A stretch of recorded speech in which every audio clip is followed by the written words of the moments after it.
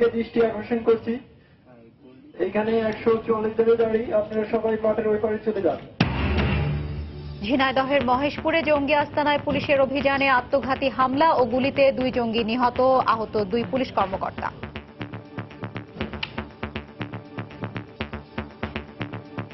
আমরা সাধারণ মানুষ, এখানকার মানুষজন যদি ওনার বাড়ি যেতাম, উনি বলতো না না বাড়ির ভিতরে যাওয়ার কারো প্রবেশ নিষেধ। এটা নিউ জেএমবির এবং জঙ্গি এখানে এক্সপ্লোসিভ সহ ওরা আত্মঘাতী গ্রুপের সদস্য বলে মনে হয়। হোলি আর্টিজান অ্যাটাকের যে একজন নির্বাস সহ কেউ তারা কিন্তু ঝিনাইদহে অবস্থান করেছে কিছুদিন। এদেরকে আশ্রয় দেওয়া এই সংক্রান্ত কাজেও তাদের সম্পৃক্ততা পাওয়া গিয়েছে।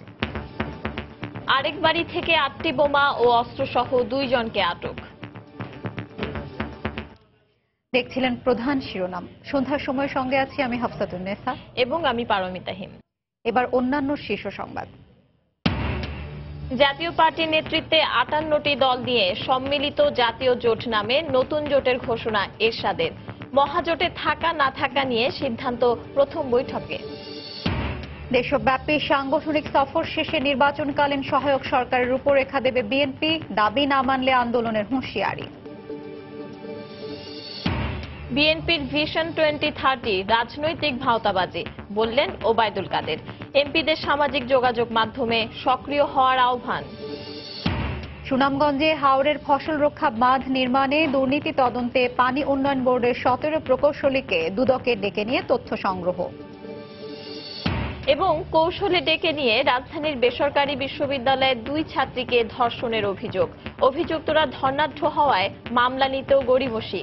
5 জনের বিরুদ্ধে মামলা।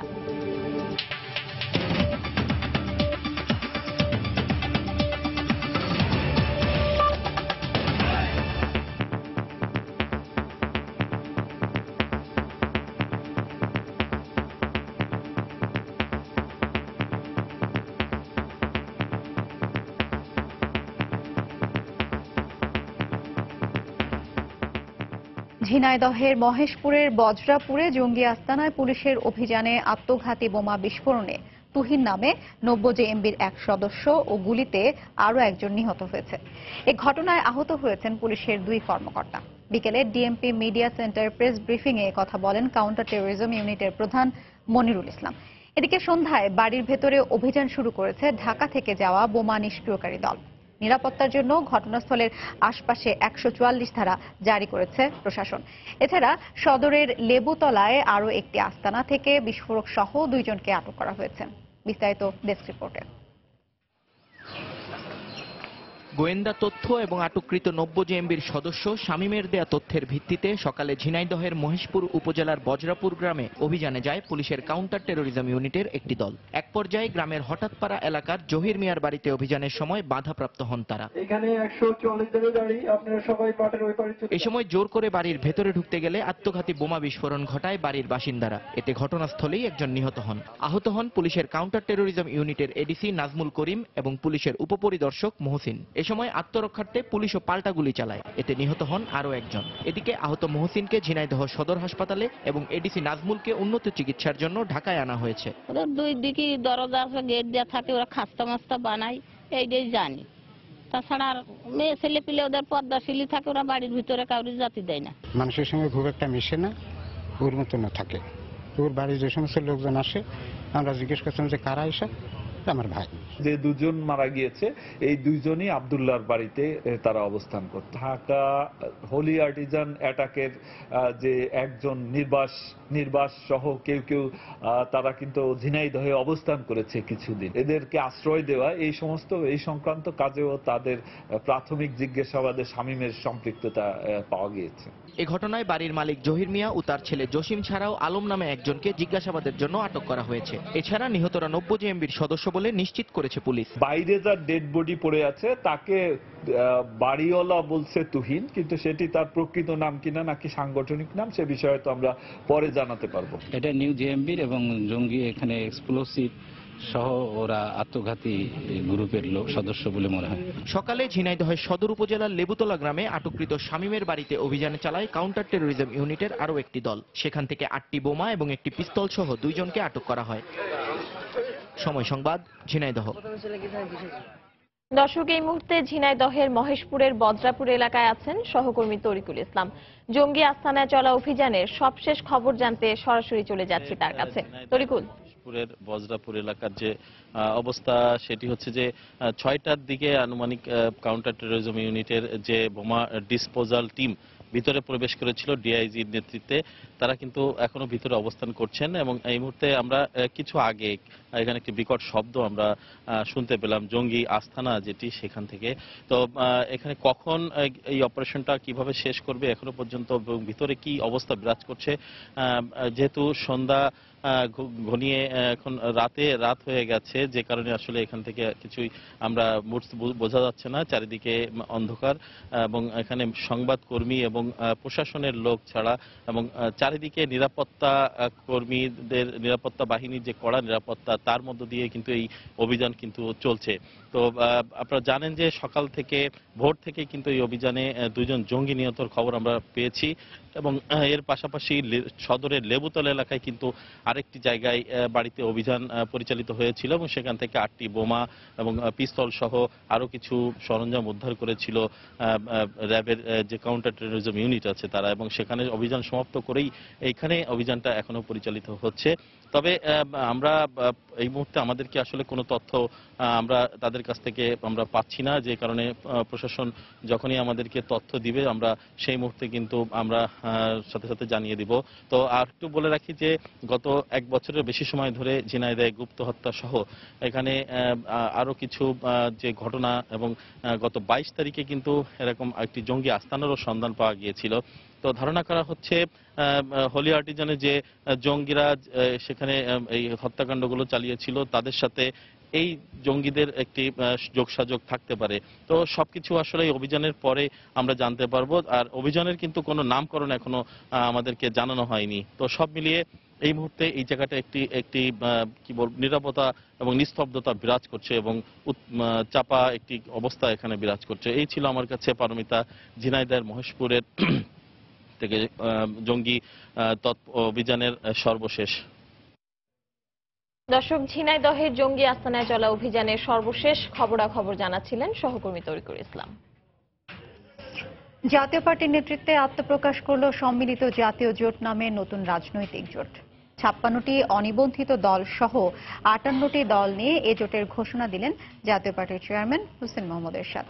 জোটের আত্মপ্রকাশ উপলক্ষে জাতীয় প্রেস ক্লাবে আয়োজিত সংবাদ সম্মেলনে এরশাদ জানান, নতুন এই জোট মহাজোটে থাকবে কিনা এ ব্যাপারে সিদ্ধান্ত নেওয়া হবে জোটের প্রথম বৈঠকে। 2008 সালে নবম জাতীয় সংসদ নির্বাচনে আওয়ামী লীগ নেতৃত্বাধীন মহাজোটের হয়ে নির্বাচনে অংশ নেয় হোসেন মোহাম্মদ এরশাদের জাতীয় পার্টি। আর 2014 সালের 5 জানুয়ারি 10ম জাতীয় সংসদ নির্বাচনে 80টি আসনে একক প্রার্থী দেয় দলটি। এবার আগামী নির্বাচনে 300 আসনে প্রার্থী দিয়ে নির্বাচন করতে সম্মিলিত জাতীয় জোট নামে নতুন জোটের ঘোষণা করেছেন HM এরশাদ। তবে মোট 58টি দলের মধ্যে জাতীয় পার্টি আর বাংলাদেশ ইসলামী ফ্রন্ট ছাড়া জোটের 56টি দলেরই নিবন্ধন নেই। প্রথম পর্যায়ে দুটি নিবন্ধিত দল, দুটি জোট, এই 4 শরীর নিয়ে বৃহত্তর একটি জোট গঠনের ঘোষণা করছি। জোটের নাম হবে সম্মিলিত জাতীয় জোট। এছাড়াও আমাদের নীতি আদর্শের দ্বারা ঐক্যমত পোষণ করেন তাদের জন্য আমাদের জোটের দরজা খোলা থাকবে। এরশাদ বলেন, জোটবদ্ধ হয়ে নির্বাচন করে দেশ পরিচালনা করাই এখন জাতীয় পার্টির মূল লক্ষ্য। আমাদের লক্ষ্য উদ্দেশ্য হবে জোটগতভাবে জাতীয় নির্বাচন সহ সকল পর্যায়ে নির্বাচনে অংশগ্রহণ, জোটগতভাবে সরকার গঠন করে দেশে শান্তি শৃঙ্খলা প্রতিষ্ঠা, সমাজে ন্যায় বিচার, সুশাসন নিশ্চিত করা, উন্নয়নের ধারা প্রবর্তন করে সুখী সমৃদ্ধ বাংলাদেশ গড়ে তোলা। এরশাদ জানান, আওয়ামী লীগের সঙ্গে মহাজোটে থাকার বিষয়ে সিদ্ধান্ত হবে নতুন জোটের বৈঠকে। মহাজোট একটা ছিল, আমরা মহাজোটে ছিলাম, এখন যে মহাজোট আমরা নাই। তবে ভবিষ্যৎ রাজনীতি কি হবে এখন বলা মুশকিল, অনেক কিছু ঘটতে পারে, রাজনীতি শেষ কথা অনেক কিছু নাই। তিনি আরো বলেন, তার নেতৃত্বাধীন জোটে স্বাধীনতা বিরোধী কোনো শক্তির জায়গা নেই। রাজনৈতিক নীতি আদর্শের দিক থেকে আমরা সবাই স্বাধীনতা চেতনা। মৌসুম ইসলাম, সময় সংবাদ, ঢাকা। স্বাধীনতা বিরোধীদের অপপ্রচার রুখে দিতে ও তরুণদের কাছে টানতে সামাজিক যোগাযোগ মাধ্যমে সক্রিয় হতে আওয়ামী লীগের সংসদ সদস্যদের প্রতি আহ্বান জানিয়েছেন প্রধানমন্ত্রীর তথ্য যোগাযোগ প্রযুক্তি বিষয়ক উপদেষ্টা সজীব ওয়াজেদ জয়। তিনি বলেন, শুধু উন্নয়ন করলেই হবে না, তা প্রচারও করতে হবে। সকালে রাজধানীর ধানমন্ডিতে আওয়ামী লীগ সভাপতির রাজনৈতিক কার্যালয়ে এক প্রশিক্ষণ কর্মশালার উদ্বোধনী অনুষ্ঠানে বক্তব্য রাখেন তিনি। অনুষ্ঠানে আওয়ামী লীগের সাধারণ সম্পাদক বলেন, বিএনপির ভিশন 2030 রাজনৈতিক ভাঁওতাবাজি ছাড়া আর কিছুই নয়। ইন্টারনেটে সামাজিক যোগাযোগ মাধ্যম বা ফেসবুক, টুইটারের মতো সাইটগুলোতে আওয়ামী লীগের সংসদ সদস্যদের প্রবেশ ও তা ব্যবহারে উদ্বুদ্ধ করতে এবার দলের পক্ষ থেকে প্রশিক্ষণ কর্মশালা চালু হলো। রোববার ধানমন্ডিতে আওয়ামী লীগ সভাপতির রাজনৈতিক কার্যালয়ে সামাজিক যোগাযোগ মাধ্যম ব্যবহারে সংসদ সদস্যদের করণীয় শীর্ষক প্রশিক্ষণ কর্মশালায় উপস্থিত ছিলেন প্রধানমন্ত্রীর তথ্য ও যোগাযোগ প্রযুক্তি বিষয়ক উপদেষ্টা সজীব ওয়াজেদ জয়। 3 দিনব্যাপী এই কর্মশালার শুরুতেই এমপিদের উদ্দেশ্যে বক্তব্য রাখেন সজীব ওয়াজেদ। বলেন, 75-এর আগে থেকেই দলের বিরুদ্ধে অপপ্রচার চলছে, সঠিক তথ্য দিয়েই এর মোকাবিলা করতে হবে। বাংলাদেশ বিরোধী যে শক্তি কোনোদিন বাংলাদেশের স্বাধীনতা চায় নাই, তারা পাকিস্তানপন্থী। তারা 75-এর আগে থেকেই বঙ্গবন্ধুর বিরুদ্ধে, আওয়ামী লীগের বিরুদ্ধে একটি প্রচার চালিয়ে গেছে। অপপ্রচারকে মোকাবেলা করতে হলে আমাদের নিজেদের প্রচার করে যেতে হবে। দলের সংসদ সদস্যদের অনলাইনে সরকারের কর্মকাণ্ড প্রচারের আহ্বান জানিয়ে তিনি বলেন, কাজের পাশাপাশি প্রচারেরও প্রয়োজন আছে। আপনারা পারলে রোজ একটা করে পোস্ট দেবেন, কমপক্ষে দিনে 2-3টা করেও দিতে পারেন। আমরা যেগুলো পোস্ট দেবো সেগুলো শেয়ার করেন। আমাদের পরিশ্রম এবং আমাদের বিরুদ্ধে অপপ্রচারের মোকাবেলা, এটা আমরা আরো বেশি মানুষের কাছে, আরো বেশি তরুণদের কাছে পৌঁছায় দিতে পারবো। এই সোশ্যাল মিডিয়াতে যদি প্রচারের কাজটা আমরা চলমান রাখি, তাহলে শুধু আজকের ভোটার না, তরুণ ভবিষ্যতের ভোটাররাও আওয়ামী লীগ ভোটার হয়ে থাকবে। অনুষ্ঠানে উপস্থিত আওয়ামী লীগের সাধারণ সম্পাদক ওবায়দুল কাদের মন্তব্য করেন, বিএনপির ভিশন 2030 লোক দেখানো কর্মকাণ্ড ছাড়া আর কিছু নয়। আর একটা ভিশনের কথা শুনতে পাচ্ছি, সেটা নাকি ভিশন 2030। এর লক্ষ্যটা হচ্ছে খাওয়া ভবনের মতো আর একটা খাওয়া ভবনের ভিশন। এটাকে আমি বলবো একটা পলিটিক্যাল স্ট্যান্ডবাজি। 3 দিনব্যাপী এই প্রশিক্ষণ কর্মশালার প্রথম দিনে 50 জন আইন প্রণেতা অংশ নিয়েছেন। আগামী 2 দিনে বাকি সদস্যগণ অংশ নেবেন বলে জানিয়েছেন আয়োজকরা। দেবাশিস রায়, সময় সংবাদ, ঢাকা। জনগণের সঙ্গে প্রতারণা করেই আওয়ামী লীগ বারবার ক্ষমতা দখল করেছে বলে মন্তব্য করে বিএনপির মহাসচিব মির্জা ফখরুল ইসলাম আলমগীর বলেছেন, নিজেরা ধাপ্পাবাজির রাজনীতি করে বলেই বিএনপির ইতিবাচক রাজনীতি নিয়ে অবান্তর মন্তব্য করছে। বিকেলে রাজধানীর মহানগর নাট্যমঞ্চে ঢাকা মহানগর দক্ষিণ বিএনপির কর্মী সভায় প্রধান অতিথির বক্তব্যে তিনি এ মন্তব্য করেন। মহাজোটের ভেতরে থেকে জাতীয় পার্টির নেতৃত্বে নতুন জোটের ঘোষণা নিয়েও প্রশ্ন তোলেন মির্জা ফখরুল। গৃহপালিত বিরোধী দল তারা একটা জোট গঠন করেছে, যারা নিজেরাই বিরোধী দল নয়, যারা আজকে 3 জনকে পাঠিয়েছে সরকারের মন্ত্রিত্ব করার জন্য, তিনি নিজে সরকারের বিশেষ দূত হয়েছেন, তারা আবার সরকারের বিরুদ্ধে করবেন। জোট তৈরি করেছেন মহাজোটের মধ্যে থেকে, যখন দেশনেত্রী দেশের মানুষকে নতুন করে বাঁচার জন্য আবার স্বপ্ন দেখাবেন, তখন আপনার সঙ্গে ধাপ্পাবাজি করছেন।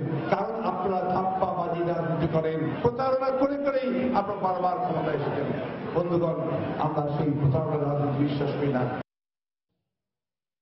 দেশব্যাপী চলমান সাংগঠনিক সফর শেষে নির্বাচনকালীন সহায়ক সরকারের রূপরেখা দেবে বিএনপি। দলের শীর্ষ নেতারা বলছেন, দাবি মেনে সুষ্ঠু নির্বাচনের উদ্যোগ নেওয়া না হলে আন্দোলনে যাবেন তারা। এই লক্ষ্যে ভিশন 2030 সম্পর্কে নেতাকর্মীদের অবহিত করার পাশাপাশি তৃণমূলের সাংগঠনিক অবস্থাও নতুন করে পর্যবেক্ষণ করছে দলটি। সালাউদ্দিন সুমনের রিপোর্ট। গেল বছর ষষ্ঠ জাতীয় কাউন্সিলেই বিএনপির ভিশন 2030 একটি প্রাথমিক ধারণা দিয়েছিলেন দলের চেয়ারপারসন বেগম খালেদা জিয়া। আমাদের জাতীয় সংসদকে দ্বিকক্ষ বিশিষ্ট করার লক্ষ্যে প্রয়োজনীয় পদক্ষেপ নেওয়া হবে। গবেষণা ও পরামর্শের ভিত্তিতে 1 বছরের ব্যবধানে সেই ধারণাকে একটি বিস্তৃত কর্মপরিকল্পনায় রূপান্তর করেছে বিএনপি। ভিশন 2030 বিষয়বস্তু নেতাকর্মীদের মাঝে ছড়িয়ে দেওয়ার জন্য দেশব্যাপী সাংগঠনিক সফর করছেন দলের শীর্ষ নেতারা। পাশাপাশি বিএনপির সাংগঠনিক কর্মকাণ্ড কিভাবে চলবে, আন্দোলন কিভাবে সংগঠিত করা হবে, এই সফরে নেতাকর্মীদের তা অবহিত করা হচ্ছে বলে জানালেন এই দায়িত্বশীল নেতা। গণতান্ত্রিক ঘাটতির কারণে যে সমস্যাগুলো সৃষ্টি হচ্ছে, সেখান থেকে বেরিয়ে আসার আমাদের যে প্রক্রিয়া, আমাদের যে চিন্তা, সেগুলো আমরা আমাদের নেতাকর্মীদের সামনে তুলে ধরছি। সাংগঠনিক সফরের মাধ্যমে শুধু নেতাকর্মীদের মাঝে নয়, ভিন্ন উপায়ে জনগণের সামনেও ভিশন 2030-র উদ্দেশ্য তুলে ধরতে চায় বিএনপি। এ লক্ষ্যে আগামী 10ই মে সংবাদ সম্মেলন করবেন বেগম খালেদা জিয়া। দেশের জনগণকে জানতে হবে বিএনপির তাদেরকে নিয়ে কি ভাবনা, তাদেরকে নিয়ে পরিকল্পনাটা, এই জিনিসগুলো পরিষ্কার করার জন্য দেশের নেত্রী বেগম খালেদা জিয়া জাতির সামনে ভিশন 2030 উপস্থাপনা করবেন। দলের এই ভাইস চেয়ারম্যান জানালেন, তৃণমূলের সংগঠনের বাস্তব অবস্থা পর্যবেক্ষণ করে শিগগিরই সহায়ক সরকারের রূপরেখা ঘোষণা করবে বিএনপি। আমরা নির্বাচনকালীন সময় সরকারের রূপরেখা দেব, যে সরকার নির্বাচনকালীন সময় নির্বাচন পরিচালনা করবে। সাংগঠনিক সফরের পরেই আমি বিশ্বাস করি নেত্রী বেগম খালেদা জিয়া জনসমক্ষে সেটা প্রকাশ করবেন। দাবি না মানলে কঠোর অবস্থানে যাওয়ার পরিকল্পনার কথা বললেন তিনি। সেই সরকার যদি সেই যৌক্তিক দাবিগুলো যদি মেনে না নেয়, তা অবশ্যই আন্দোলন ছাড়া আর কোনো বিকল্প পথ বিএনপির জন্য থাকবে না। একতরফা নির্বাচনের পুনরাবৃত্তি ঠেকাতে বিএনপি জনগণকে ঐক্যবদ্ধ করতে চায় বলেও জানালেন শীর্ষ নেতারা। সালাউদ্দিন সুমন, সময় সংবাদ, ঢাকা। সন্ধ্যার সময় আরো থাকছে। বাবা মাকে হত্যার দায়ে মৃত্যুদণ্ডপ্রাপ্ত ঐশীর আপিল ও ডেথ রেফারেন্স শুনানি শেষ, রায় যে কোনো দিন। জন্মদিনের পার্টিতে কৌশলে ডেকে নিয়ে বেসরকারি বিশ্ববিদ্যালয়ের 2 ছাত্রীকে ধর্ষণের অভিযোগ উঠেছে। এ ঘটনায় ভুক্তভোগী ওই 2 শিক্ষার্থী রাজধানীর বনানী থানায় 5 জনকে আসামি করে মামলা দায়ের করেছেন। অভিযুক্তরা প্রভাবশালী ও ধনাঢ্য পরিবারের সন্তান হওয়ায় টানা 2 দিন গড়িমসি করার পর অবশেষে থানা পুলিশ মামলা নেয় বলে অভিযোগ উঠলেও তা অস্বীকার করেছে বনানী থানা। আতিকুর রহমান তমালের রিপোর্ট। 28 মার্চ রাতে বনানীর এই 4 তারকা হোটেলে ঘটে ধর্ষণের ঘটনা। অভিজাত পরিবারের ছেলে সাফাতের জন্মদিনের পার্টিতে ওই 2 তরুণীকে ডেকে আনে তাদের বন্ধু সাদনান। এক পর্যায়ে গভীর রাতে সাদনান হোটেল থেকে চলে যায়। পরে মোবাইল ফোন কেড়ে নিয়ে 2টি রুমে আটকে রেখে সাফাত ও নাইম তাদের ধর্ষণ করে। এ সময় মোবাইলে ভিডিও চিত্র ধারণ করে সাফাতের গাড়ি চালক ও দেহরক্ষী। তবে এসব নিয়ে রোববার দুপুরে কোনো মন্তব্য করতে চাননি হোটেলের কর্মকর্তারা। ওই তরুণেরাও অভিযোগ করেছে এরকম যে তাদেরকে অস্ত্রের মুখে নাকি এরকম করা হয়েছিল। Because our hotel is completely secure, we never allow them with the gun. ঘটনার প্রায় 40 দিন পর বৃহস্পতিবার বনানী থানায় অভিযোগ করতে যায় ওই 2 তরুণী, কিন্তু মামলা নেওয়া হয় শনিবার রাতে। আসামিরা পলাতক আছে, তাদেরকে গ্রেফতারের জন্য জোর অভিযান অব্যাহত আছে। গড়িমসি করা হচ্ছিল, মামলা নেব কি নেব না এই নিয়ে থানায় কোনো গড়িমসি করা হয় নাই। আইনের চোখে সবাই সমান, কোনো প্রভাব এখানে কাজ করে নাই। আমরা জাস্ট প্রাথমিক সত্যতা নির্ধারণের জন্য যতটুকু সময়ের প্রয়োজন ততটুকু সময় নিয়েছি। অভিযুক্তরা সে ঘটনার পর ভুক্তভোগীদের প্রাণনাশের হুমকি সহ ইন্টারনেটে ভিডিও ছেড়ে দেওয়ার হুমকি দিলে তারা মামলা করতে বাধ্য হন বলে জানা গেছে। মামলা দায়েরের পর শনিবার রাতেই ওই 2 ছাত্রীকে ভিকটিম সাপোর্ট সেন্টারে পাঠানো হয়। রোববার দুপুরে সেখান থেকে নেওয়া হয় ঢাকা মেডিকেলে। এ ঘটনায় 5 সদস্যের মেডিকেল বোর্ড গঠন করা হয়েছে। 15 থেকে 20 দিনের মধ্যে রিপোর্ট দেবে এই বোর্ড। অভিযুক্ত সাফাত একজন নামকরা স্বর্ণ ব্যবসায়ীর ছেলে বলে জানা গেছে। তাদের গুলশান 2 নম্বরের বাড়িতে গিয়ে তাকে এবং তার বাবাকে পাওয়া যায়নি। সেলিম সাহেব কি ছিল রাত্রে কালকে? আচ্ছা, মানে পুলিশ কি আসছিল ওটাকে কাল রাত্রে? মোবাইলে রোববার সারাদিন চেষ্টা করেও সাফাত ও নাইমের ফোন খোলা পাওয়া যায়নি। অন্যদিকে সাফাতের বাবার ফোনে রিং বাজলেও তিনি ফোন রিসিভ করেননি। আতিকুর রহমান তমাল, সময় সংবাদ, ঢাকা। বাবা মাকে হত্যার দায়ে মৃত্যুদণ্ডপ্রাপ্ত ঐশীর আপিল ও ডেথ রেফারেন্স শুনানি শেষ হয়েছে। এ বিষয়ে যে কোনো দিন রায় দেবেন হাইকোর্ট। রোববার বিচারপতি জাহাঙ্গীর হোসেন ও বিচারপতি মোহাম্মদ জাহাঙ্গীর হোসেনের সমন্বয়ে গঠিত হাইকোর্টের দ্বৈত বেঞ্চে শুনানি শেষে যে কোনো দিন রায় দেওয়া হবে বলে জানানো হয়। 2013 সালের 16 আগস্ট রাজধানীর চামেলিবাগে নিজ বাসা থেকে পুলিশ দম্পতি মাহফুজুর রহমান ও স্বপ্না রহমানের লাশ উদ্ধার করা হয়। পরে রাজধানীর পল্টন থানায় আত্মসমর্পণ করেন ঐশী। আদালতে জবানবন্দি দেন বাবা মাকে হত্যার কথা স্বীকার করে। এ ঘটনায় দায়ের হওয়া মামলায় গত বছরের 15 নভেম্বর ঐশীকে মৃত্যুদণ্ড ও তার বন্ধু মিজানুর রহমান রনিকে 2 বছরের কারাদণ্ড দেন আদালত। এ রায়ের বিরুদ্ধে খালাস চেয়ে হাইকোর্টে আপিল করে ঐশী। আর ঐশীর মৃত্যুদণ্ডের অনুমোদন চেয়ে আপিল করে রাষ্ট্রপক্ষ, যার শুনানি শেষ হয় রোববার। হাওরে ফসল রক্ষা বাঁধ নির্মাণে দুর্নীতি তদন্তে পানি উন্নয়ন বোর্ডের 17 জন প্রকৌশলীর বক্তব্য লিপিবদ্ধ করেছে দুদক। বেলা 12টা থেকে বিকেল 5টা পর্যন্ত দুদক কার্যালয়ে পর্যায়ক্রমে তাদের বক্তব্য নেওয়া হয়। এর মধ্যে ছিলেন পানি উন্নয়ন বোর্ডের 5 জন নির্বাহী প্রকৌশলী। এছাড়া সাব ডিভিশনাল ইঞ্জিনিয়ার সহ বাকিরা বিভিন্ন পর্যায়ের প্রকৌশলী। তবে তারা অভিযুক্ত কিনা এ বিষয়ে দুর্নীতি দমন কমিশনের পক্ষ থেকে কোনো বক্তব্য দেওয়া হয়নি। সরকারি হিসেব অনুযায়ী বন্যায় সিলেট অঞ্চলের প্রায় 2,20,000 হেক্টর বড় মৌসুমের ফসলি জমি তলিয়ে যায়। এতে নিঃস্ব হয়ে পড়েন ওই অঞ্চলের প্রায় 4 লাখ কৃষক। এদিকে হাওরের ফসল রক্ষা বাঁধ নির্মাণে দুর্নীতির অভিযোগ ওঠায় গত 2রা মে সিলেট অঞ্চলের প্রধান প্রকৌশলী আব্দুল হাই, তত্ত্বাবধায়ক প্রকৌশলী নুরুল ইসলাম সরকার ও সুনামগঞ্জের সাবেক নির্বাহী প্রকৌশলী আফসার উদ্দিনকে সাময়িক বরখাস্ত করে পানি উন্নয়ন বোর্ড। সন্ধ্যার সময় আরো থাকছে। ফ্রান্সে প্রেসিডেন্ট নির্বাচনের দ্বিতীয় দফার ভোট গ্রহণ চলছে। মধ্যপন্থী প্রার্থী ম্যাক্রোর জয়ের ব্যাপারে প্রবাসী বাংলাদেশিদের আশাবাদ।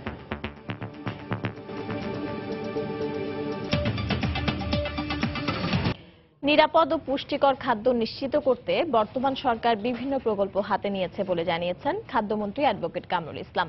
সকালে রাজধানীর একটি হোটেলে বাংলাদেশের ফুড সিস্টেম অ্যান্ড নিউট্রিশন বিষয়ক সেমিনারে বক্তব্য রাখেন তিনি।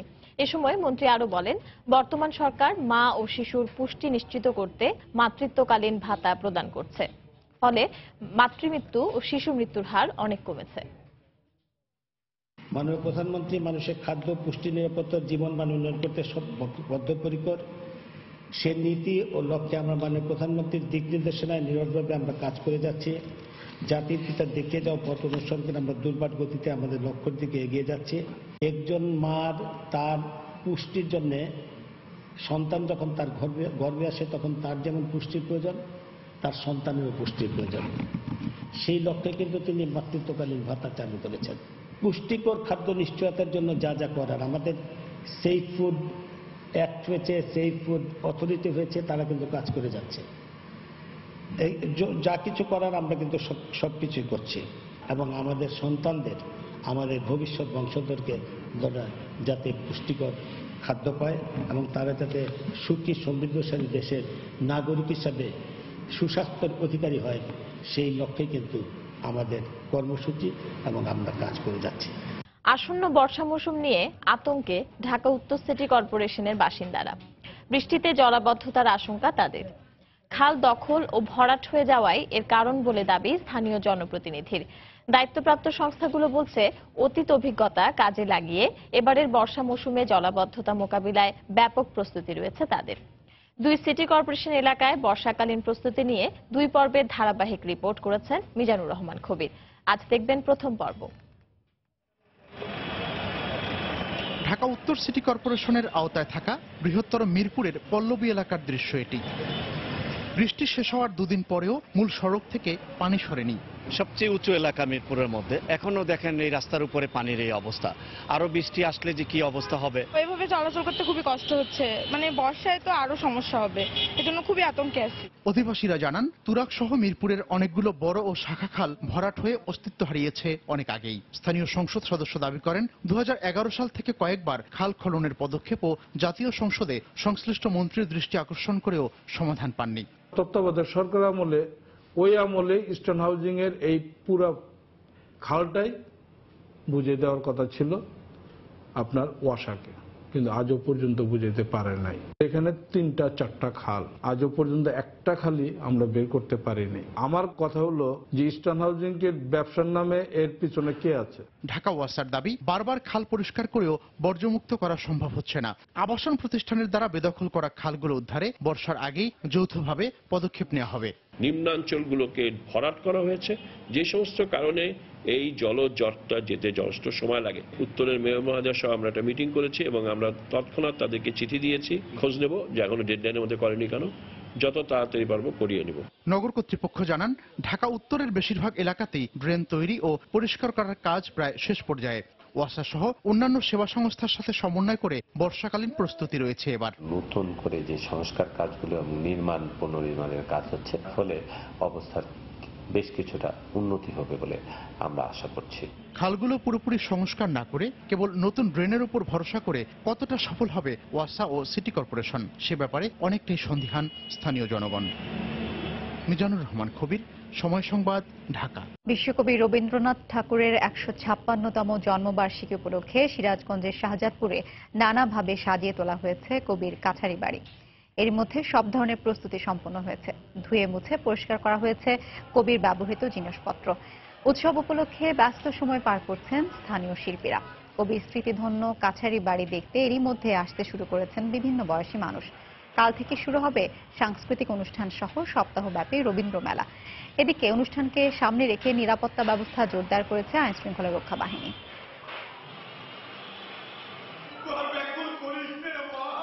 দেশের বাইরের খবর, ফ্রান্সের প্রেসিডেন্ট নির্বাচনের দ্বিতীয় পর্বের ভোট গ্রহণ শুরু হয়েছে।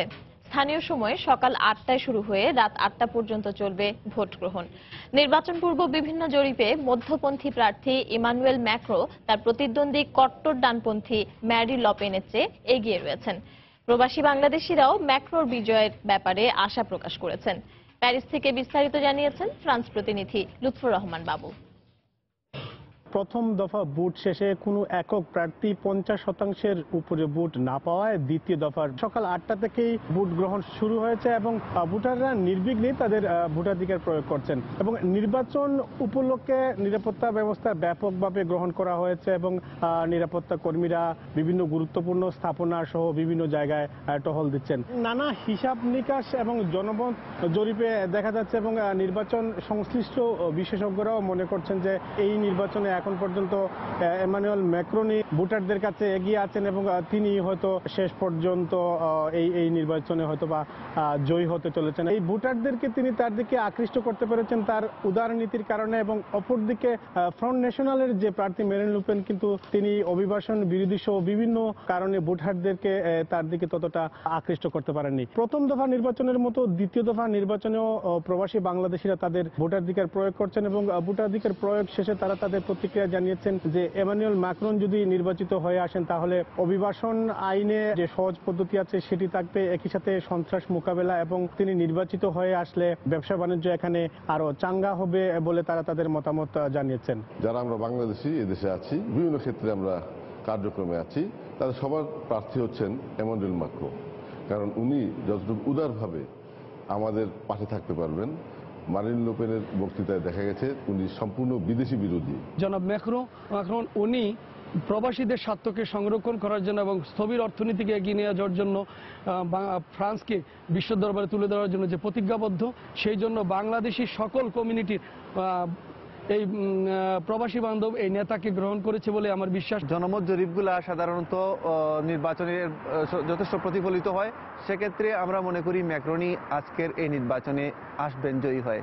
এলিজে প্রাসাদে যে যান না কেন ফ্রান্সের ভোটাররা মনে করছেন যে সন্ত্রাস বিরোধী যে অভিযান, সন্ত্রাস বিরোধী যে তাদের যে নীতি সেখানে তিনি কঠোরতা অবলম্বন করবেন। পাশাপাশি ফ্রান্স প্রবাসী বাংলাদেশিরা মনে করছেন অভিবাসী আইনে আর কোনো কঠোরতা আরোপ করা হবে না। প্যারিসের পন্তা ভোটার কেন্দ্রের সামনে থেকে মোহাম্মদ লুৎফুর রহমান বাবু, সময় সংবাদ।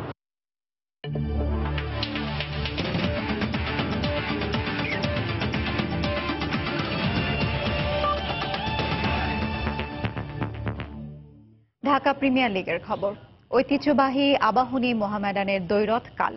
সময়ের পালা বদলে মাঠের খেলায় আগের মতো রোমাঞ্চ না ছড়ালেও এই ম্যাচটির দিকে বাড়তি নজর থাকবে দেশের ক্রিকেট ভক্তদের। বিকেএসপির 4 নম্বর মাঠে সকাল 9টায় শুরু হবে হাই ভোল্টেজ ম্যাচটি। 7 রাউন্ড শেষে 5 জয় নিয়ে পয়েন্ট টেবিলের 2-এ আছে আবাহনী। তবে সমান সংখ্যক জয় নিয়েও রান রেটে পিছিয়ে থাকায় টেবিলের 4-এ মোহামেডান। লিটন, সাইফ, শান্ত, শুভাগত, মিঠুনদের নিয়ে লম্বা ব্যাটিং লাইন আপ আবাহনীর। ব্যাট হাতে যারা এই মৌসুমে প্রায় প্রতি ম্যাচেই আলো ছড়িয়েছেন। অন্যদিকে ব্যাটিং নিয়ে কিছুটা ভাবনা থাকলেও বোলিং আক্রমণটা দুর্দান্ত মোহামেডানের। তাইজুল, এনামুল হক জুনিয়র, কামরুল ইসলাম রাব্বিরা আছেন ছন্দে। তবে ব্যাটিংয়ে শামসুর রহমান শুভ, রনি তালুকদার ও অভিষেক মিত্রদের নিয়ে গড়া টপ অর্ডারের ওপরে নির্ভরশীল মোহামেডান। যদিও ম্যাচের আগে দু দলের শিবিরে নেই আগে সেই রোমাঞ্চ। প্রতিদ্বন্দ্বিতাপূর্ণ আর উত্তাপ ছড়ানো ম্যাচ নয়, দুই জায়ান্টের এই লক্ষ্য নিরঙ্কুশ জয়ে 2 পয়েন্ট অর্জন। নামটা তো সবকিছু না। আমি যদি আবহানিতে খেলি, আমরা যদি রেজাল্ট ভালো না করি, তাহলে কিন্তু আবহানি থাকবে না। আমি তো খুব কমফোর্টেবলি জিততে চাবো, আমি প্রতিদ্বন্দ্বিতা করে জিততে চাই না। যেহেতু আমি দুই দলের জন্যই খেলেছি, দুইটা দলের ক্লাব টেন্ট অনেক গরম থাকতো। আসলে সত্যি কথা যে মোহামেডানের সাথে ম্যাচ বা আবুনের সাথে ম্যাচ ড্রেস ক্লাব টেন্ট থেকে 3 দিন আগে থেকে কিন্তু আবহাওয়া তৈরি হয়ে যেত। সেই জিনিসগুলো এখন আর নাই। এত ক্রাউড থাকতো একটা সময় মাঠে, সেই ক্রাউডটা আমরা ডেফিনেটলি মিস করি। যদিও এটা এখন অনেক কমে গেছে হয়তো ইন্টারন্যাশনাল ক্রিকেটের জন্য, তখন হয়তো এত ইন্টারন্যাশনাল ক্রিকেট আমরা খেলতাম না।